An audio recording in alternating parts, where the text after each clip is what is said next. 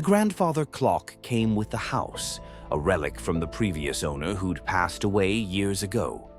It stood silent in the corner of the living room, tall and imposing, its dark wood carvings seeming to watch the room.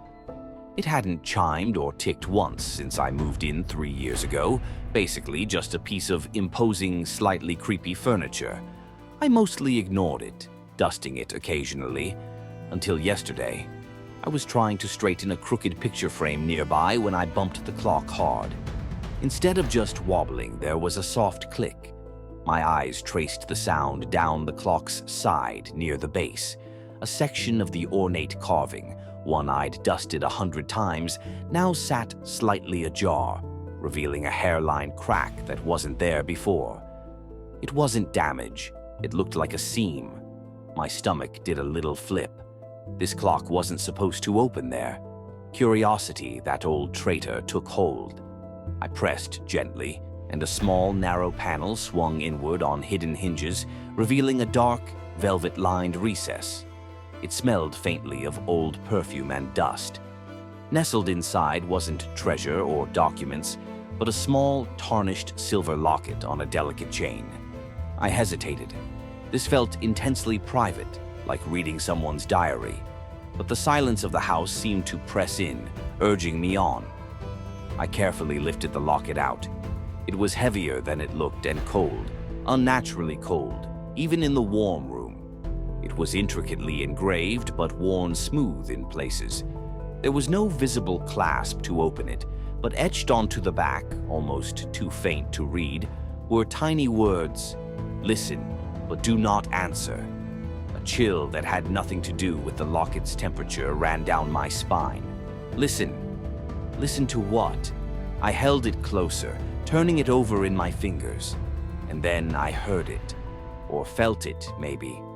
A whisper, impossibly faint, like static on a distant radio or wind through dry leaves. It seemed to emanate directly from the locket itself. I should have put it back. I should have slammed the panel shut and pretended I'd never found it. The warning was clear, but the whisper, it didn't sound angry or evil.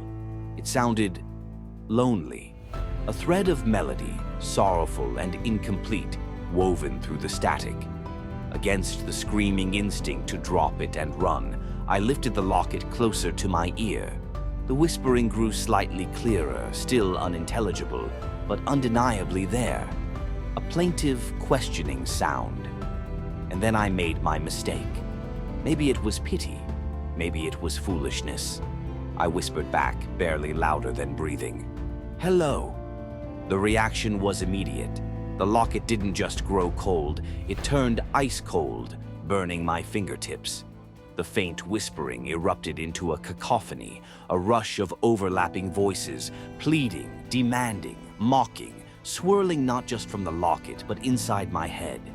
The air thickened, and the shadows in the room seemed to deepen, stretching towards me. The melody vanished, replaced by a discordant jangle that grated on my nerves. I gasped and threw the locket. It hit the wooden floor with a dull thud, not the metallic clink I expected. The whispering in my head abruptly stopped. Silence crashed back in, heavier than before. Shaking, I snatched the locket, shoved it back into the hidden compartment, and slammed the panel shut. It clicked firmly back into place, the seam vanishing as if it had never been there. I backed away, heart hammering against my ribs. I stood there for minutes, listening. Nothing, just the normal sounds of the house settling. But things aren't normal anymore. Last night, as I lay in bed, I heard it. Faintly from the living room downstairs. Tick, tock, tick, tock. The grandfather clock is working. It hasn't chimed yet, but it's keeping time. And sometimes, when the house is quiet, I hear something else woven beneath the ticking. A faint, sibilant whisper, no longer seeming to come from the clock itself, but from the corners of the rooms, just out of sight. And it's starting to sound like it's learning my name. If you thought this story was chilling, hit the like button. And subscribe for more horror stories just like this. Got a cursed object of your own? Drop it in the comments. You might just end up in our next episode.